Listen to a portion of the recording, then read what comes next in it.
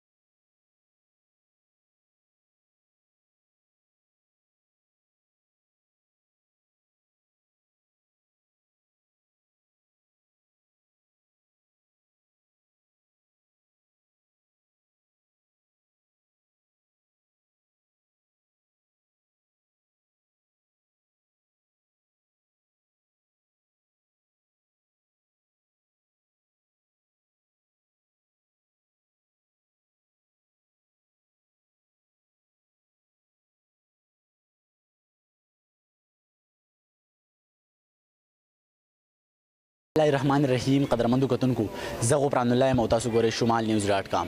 قدرمندو کتونکو نن زه موجود یم په سوات کې او ډیره زیاته د خوشحالۍ خبره ده. د خوشحالۍ خبره دا ده چې په دنیا د سچو نه قلمي چې کومه د قرآن مجید نسخه ده په لاس باندې د سچو نه د دنیا غټ سایز والا قرآن مجید چې دی هغه لیکلی شوی دی او د هغې د هغه شایع کېدو هغه دستوره چې دی هغه نن په ټیپو ماډل سکول کې هم وشوه په کابل کې. نو یقینا دغې لا ډېر زیات علما کرام هم راغلي ول، بیا دغه زده کوونکي هم راغلي ول او د دې د لیدو دپاره دنیا خلک چې دی هغه راځي او د دغې مقدس قرآن مجید د لیدلو نه چې دی ځان منور کوي. زموږ سره د دې دغه لیکونکی هم موجود دی، د قرآن مقدس هغه لیکونکی هم موجود دی. د دوی سره به هم خبره کوو ځکه چې دا یقینا ډیر زیات غټ اقدام دی او یو ښایسته اقدام دی چې د دنیا په سطح باندې د سچونه غټ قرآن مجید چې دی هغه دوی لیکلی دی. د دوی سره به خبره کوو. السلام علیکم. वालेकुम सलाम ورحمۃ اللہ. पहला अपना तारुफ कीजिएगा. जी मेरा नाम पीर इम्तियाज़ हैदर शाह नूरानी मुजद्दी है और फैसलाबाद पाकिस्तान पंजाब से मेरा तल्लुक़ है. ये कितना साइज़ का है और ये भी बताइएगा कि इसको लिखने में आपको कितनी मेहनत करनी पड़ी? जिसकी जो लंबाई है ये 41 फुट है एक पेज की, और इसकी जो चौड़ाई है एक पेज की ये 53 इंच है, खुल के ये 8.5 फुट हुआ हुआ है. और जहाँ से ये इसका सपारा शुरू होता है वो सब्ज़ कलर में लाइन लिखी गई है, और जहाँ से सूरज शुरू होती है वो लिखाई ब्लू कलर में है, तर्जमा इसका रेड कलर में है, और रमूज़ों का ग्रीन कलर में है. और इसको 425 दिन में इसको कंप्लीट किया है हज़रत मौला अली करमल्लाहु वजहुल करीम. आप नात के कुरान हैं, कुरान मजीद में सबसे ज़्यादा आयत मुबारक आपकी शान में है, और आपने फरमाया था सल्लल्लाहु अलैहि वसल्लम ने कि अली कुरान के साथ है, कुरान अली के साथ है. है।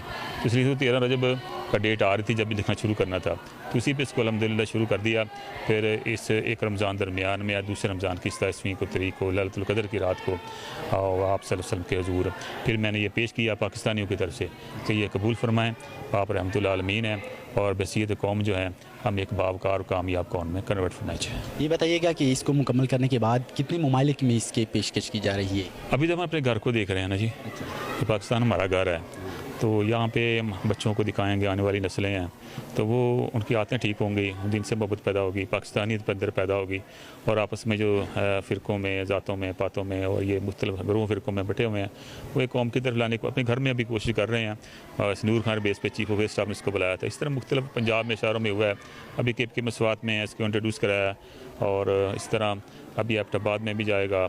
तो कोशिश कर रहे हैं इंशाल्लाह ताला इसको फैलाने की, फिर उसके बाद देखेंगे बाहर क्या करना है इंशाल्लाह। क्या एहसासात है आपको इसे इतने बड़े कुरान मजीद को लिखने के बाद? ये अल्लाह रसूल का करम है ना जी, दुनिया का सबसे बड़ा नुस्खा लिखना और फिर उसको एक आप रोल मॉडल बन जाते हो कि खादम कुरान के कैसे आप काम करने चाहिए।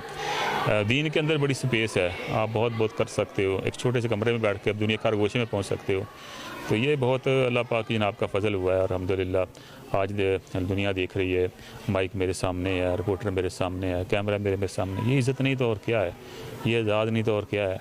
और इस पाक धरती का ये फैज़ है कि जिसने ये मुझे पैदा किया और मेरे बुजुर्ग जद्द हज़रत गौस आज़म हज़रत सैयद ताहिर हसन नसरुद्दीन हसन सरकार, आपने मुझे फ़िक़्ह की तालीम तरबियत दिलाई और उसके बाद इस तरह मोटिवेट किया है। तो आप बच्चे देख रहे हैं, बड़े देख रहे हैं, इसके कॉलेज खाजा के जो प्रिंसिपल हैं उन्होंने तावन किया है और टीपू स्कूल के वाइस प्रिंसिपल सनाउल्लाह शाह साहब, इन्होंने बड़े राब्ते मेरे और सारे इसके इंतज़ाम किए।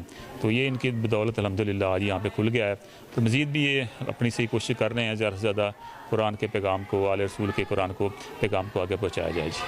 دا وخت را سره د ټیپو ماډل سکول پرنسپل صاحب هم لاړ دوی سره خبره کو خپل تعارف راته وکي او بیا دا راته وایي چې نن تاسو په سکول کې د دنیا د سچونه غټ چې کما قران مجید نسخه وا هغه پیښ شو، څه احساسات مو دي په دې موضوع؟ بسم الله الرحمن الرحیم. زما نوم صفدر علي عزیز دی او د ټیپو ماډل سکول اینډ کالج پرنسپل یم.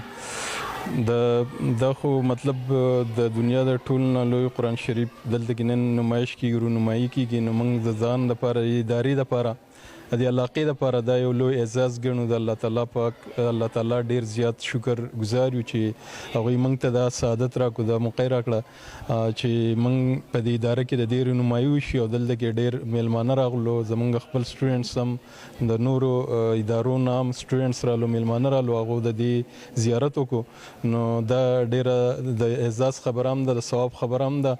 او کم میلمه پیر امتیاز حیدر صاحب هغوی چې کم دا لیکلی د خپلو لاسو باندې د هغوی د میلمستیا اعزاز چې دی نو دا موږ ته حاصل شو.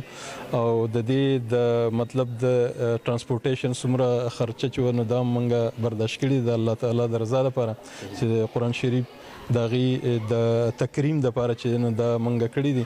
او د الله تعالی نه دعا ده چې هغه موږ له تاسو ټول له اجر درکړي. تاسو هم خپل وخت ویستو او دې موقع له راغلی. راته ووایي تاسو چونکې 2 ورځې د دې دپاره مختص کړې وې د لیدونکو دپاره چې راشي او دا وګوري، د دې نه بعد به ستاسو انتظامي مخکې له عمل به د دې صحیح که بیا هم خلک لیدل غواړي؟ نو دا خو د پیر صاحب په ثوابدید باندې ده، ځکه هغوی خو موږ ته 2 ورځې راکړي دي. اوس که هغوی مناسب وګڼله هغوی سارېدونه زموږ له طرفه هېڅ رکاوټ به نه وي. موږ ورته بیا هم ورځ هم ورکولی شو، 2 هم ورکولی شو، خو په هغو باندې ډیپینډ کوي چې یاره هغو سره نور ټایم دلته د سارېدو شته دی او که نشته. دا د قرآن مجید هغه نسخه ده چې تقریبا پوره قرآن مجید دی او دغسې په ډېر غټ سایز کې که زما دا کیمرامین تاسو ته وښیم دا د هغه ځای نه شروع شوي د هغه سره پورې چې دی په دومره غټ سایز کې چې دی دا لیکلی شوي دي. نو یقین ساتم چې تاسو به هم پروګرام کتلی وي. تر دې بل پروګرام پورې د کیمرامین محسن خان سره راکړئ اجازت. په لوی الله مو سپارم، د تل پاتې.